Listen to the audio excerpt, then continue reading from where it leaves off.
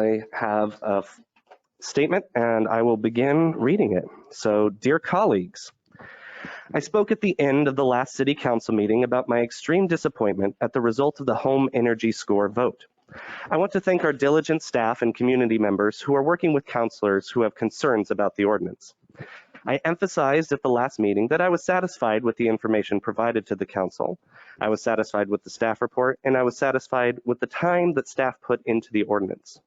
And though I voted against one of the amendments, I remain satisfied with the text of the ordinance, copies of which are available. At the end of this statement, I will be asking councilors to vote to resume consideration of the home energy score ordinance. So I'll start by mentioning that the consumer protection aspects of the ordinance.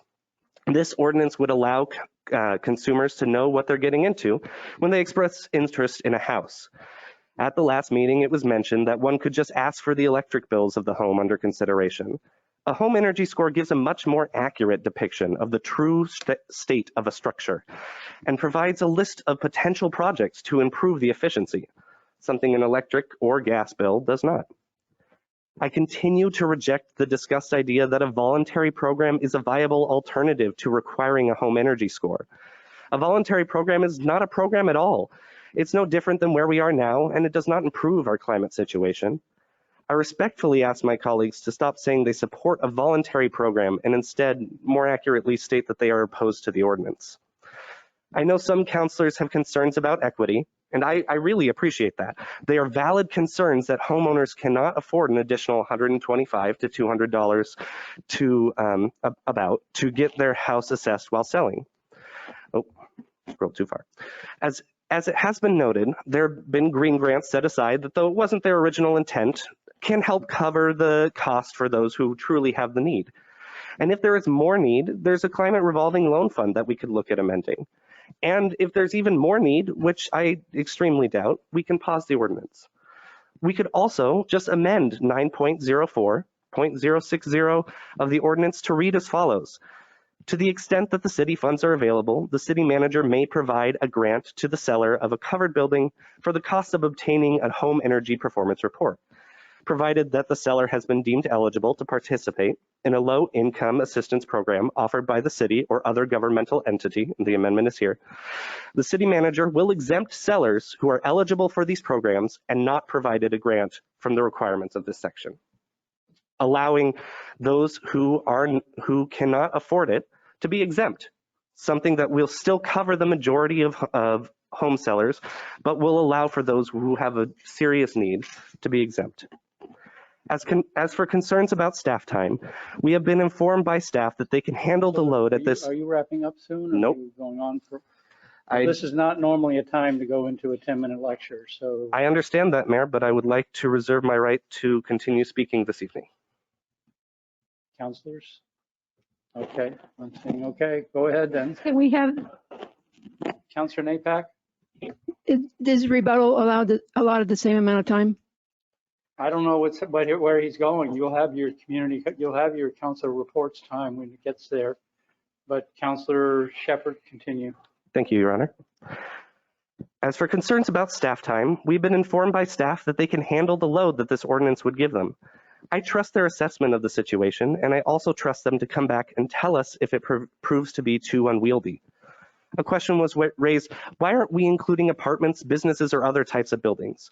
The answer is simple, because this is the first step. I agree we should look at the feasibility of including apartments and businesses in the ordinance, but let's take our first step in a smaller, more manageable way. This idea is not new. It was approved in December of 2016 as one of the city's climate goals in our climate action plan on page 12, listed as home performance ratings. Implement an energy performance rating program for homes so prospective buyers and renters can make informed decisions on future energy use/cost. Page 9 of our vision says, Corvallis promotes a safe, sustainable, and resilient city through efficiently managing its land use development, natural resources, and infrastructure. Wouldn't this ordinance promote sustainable and resilient management of infrastructure? I believe it would.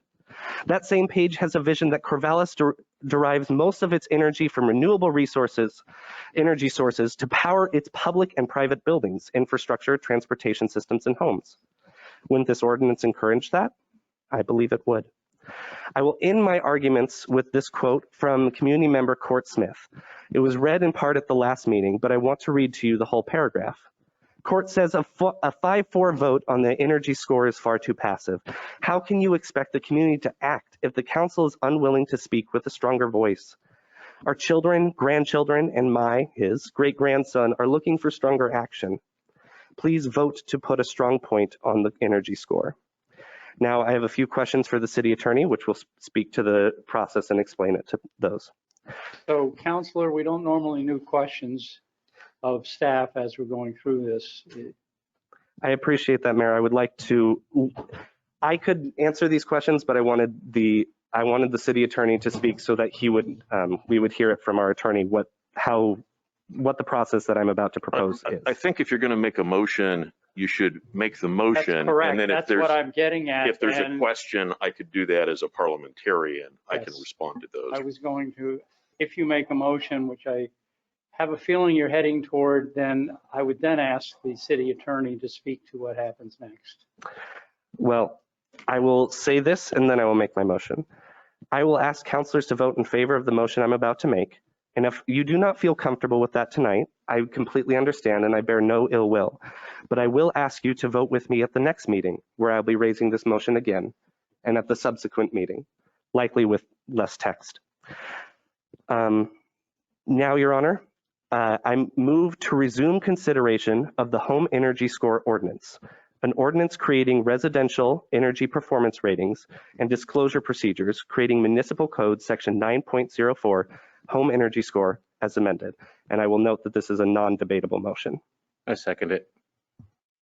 So we have a motion and a second, but even before the second, I was going to ask the city attorney to help me understand what it is happens now with a motion to resume debate in that ordinance. So it is a direct way to move something from the table, something that has been tabled, back in front of the body. The ordinance has already received its second reading, so it does not require another reading. It is not subject to debate. The current motion is not subject to debate. That is correct. If it passes, then the council would take up debate of the underlying main motion, which is the ordinance. Which is the amended ordinance. That's to be correct. clear. Okay. So as I just understood you to say, we have a motion and a second. There is no debate on this motion. So I am to go ahead and take a vote on it.